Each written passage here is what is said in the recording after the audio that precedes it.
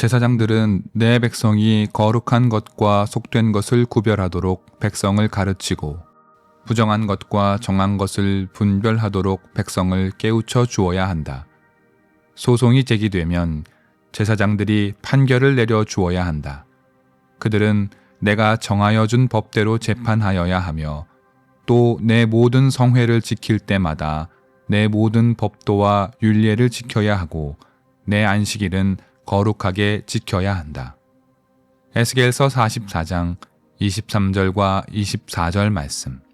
우리는 지난 에스겔서 40장에서부터 새 예루살렘과 새로운 성전에 대한 예언을 살펴보고 있습니다. 바벨로니아의 포로라는 신분으로 고향을 떠나 척박한 유배지에서 드디어 기다리고 기다리던 회복의 말씀이 울려 퍼졌습니다. 에스겔은 주님의 마음으로 포로 백성들에게 복음을 전했습니다. 너희들은 돌아갈 것이다. 하나님이 다시 회복시키실 것이다. 복음의 말씀을 들은 포로 백성들은 희망을 가졌습니다. 그러나 회복과 신원은 공짜로 주어지는 것이 아닙니다. 하나님은 더욱 엄격하고 단호하게 말씀하십니다. 다시는 죄의 길에 들어서지 말 것, 우상을 섬기지 말 것, 율법을 귀하게 여기며 하나님 믿는 자답게 살 것을 요구하십니다. 오늘 우리가 마주한 에스겔서 44장도 이러한 말씀의 맥락 안에 자리 잡고 있습니다. 주님은 에스겔의 입을 통하여서 레위 제사장의 죄를 언급하시고 다시 한번 엄한 회초리를 드십니다. 그리고 갱신된 제사장의 책무에 대해서 가르쳐 주십니다. 회복하여 고향으로 돌아가게 되면 제사장들은 새로운 마음가짐을 갖고 제사와 성전의 업무에 복무해야 합니다. 오늘은 이 말씀들을 살펴보겠습니다. 먼저 10절입니다.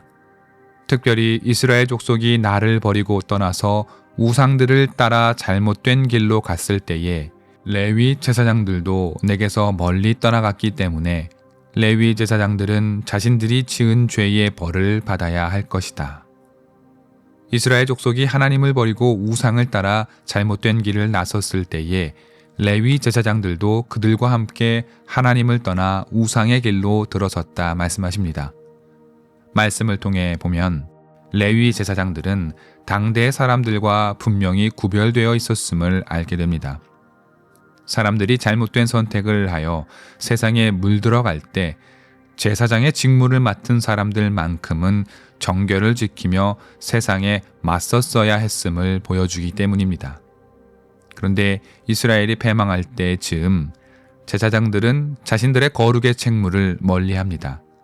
그 결과 제사장은 하나님의 거룩한 성소 안으로 들어가지 못하게 되는 죄를 받게 됩니다.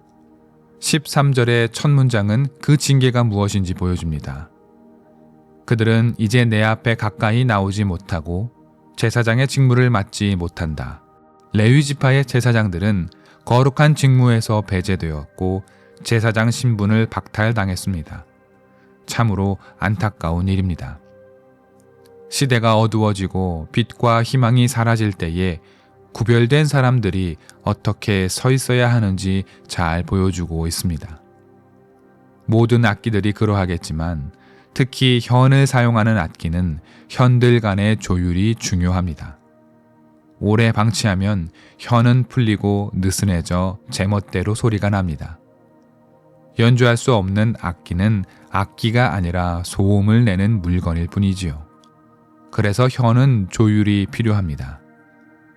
그런데 모든 줄이 풀려 있다면 그 악기의 현만으로는 조율하기가 어렵습니다.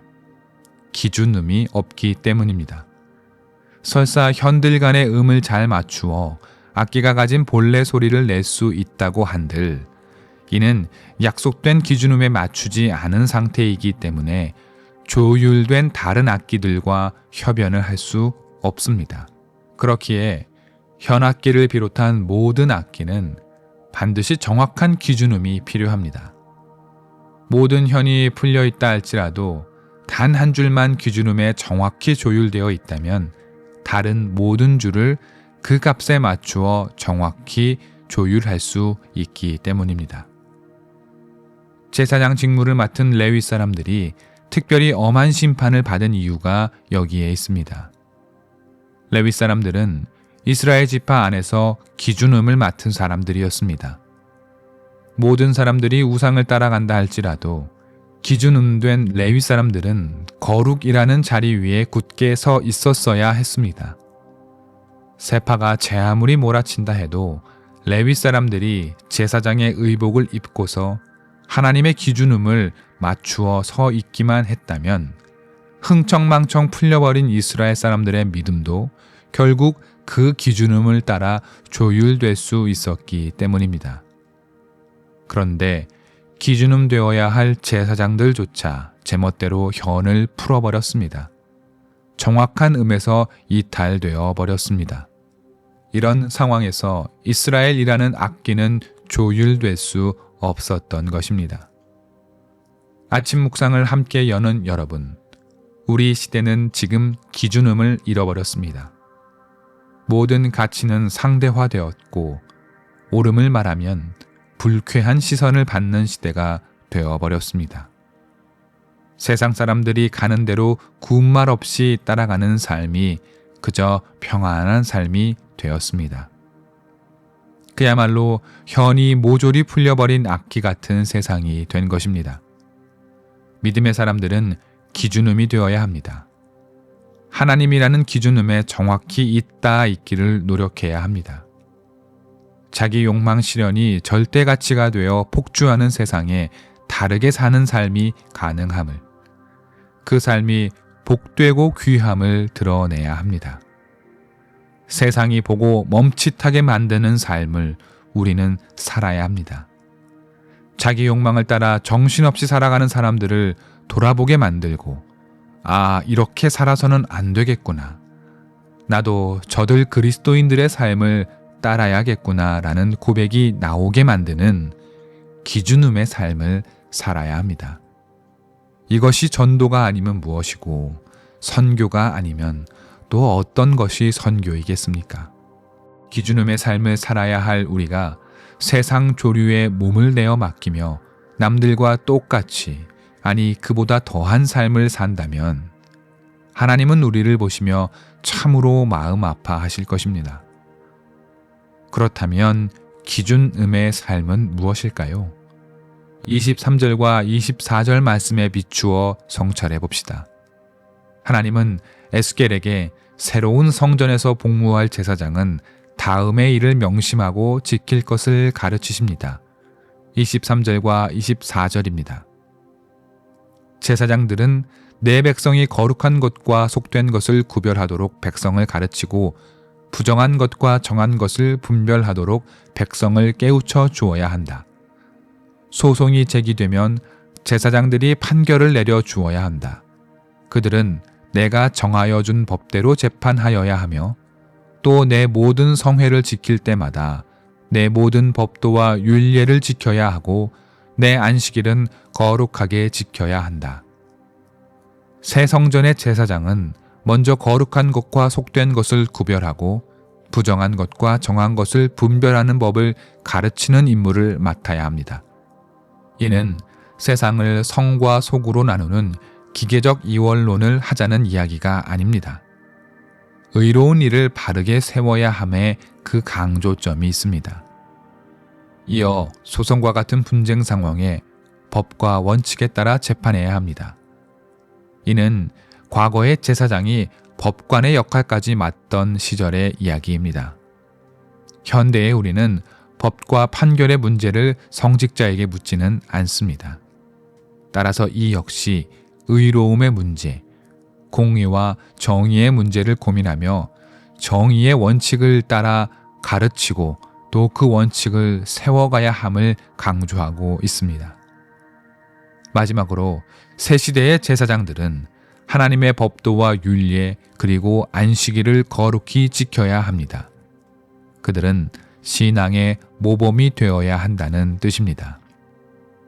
이를 요약하면 새 성전을 섬기게 될 제사장은 거룩한 것을 가르치고 분쟁 가운데 정의의 원칙에 따라 해결을 도모해야 하며 하나님 신앙의 모범이 되는 삶을 살아야 합니다.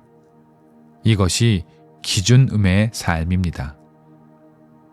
현대를 살아가는 그리스도인의 입장에서 구약의 제사장 이야기가 낯설 수 있습니다. 그러나 신약시대 이래로 우리는 사도 베드로의 가르침을 따라 우리 모두는 택함 받은 제사장들입니다. 우리 믿는 사람들은 모두 제사장의 직무를 나누어 지게 된다는 뜻입니다. 우리는 하나님께 조율된 기준된 사람들로서 부정한 것을 멀리하고 거룩한 것이 무엇인지 세상에 알려야 합니다. 여기서의 거룩이 어떤 신비한 모습을 보이는 일과는 관련이 없습니다. 손해를 조금 보더라도 다른 사람들과 함께 살기를 선택하는 삶이 현대의 거룩입니다. 어째서일까요? 요즘 시대는 누구도 그렇게 살고 싶어 하지 않기 때문입니다. 아무도 그렇게 하지 않는 일을 할 때, 그러나 사람들이 그 모습을 보고 저렇게 사는 것이 맞는데 라는 생각을 자아내게 하는 삶을 살 때, 그것이 거룩한 삶임을 명심하십시오. 그렇기에 이 거룩의 삶은 필연적으로 정의와 공의를 지향할 수밖에 없습니다. 오늘날 우리는 불의와 무질서가 마치 세상의 원리인 양 살아가고 있기 때문입니다. 오늘날 우리 사회는 현이 모조리 풀려버린 소음을 쏟아내는 세상이 되어버렸습니다. 그렇기에 기준음을 살아내는 사람들이 필요합니다. 세상이 그 기준음의 삶을 사는 이들을 보고 자기 현을 조율할 그런 사람들 말입니다. 바라기는 믿음의 사람들이 그런 기준음의 삶을 사는 사람들이 되기를 바랍니다.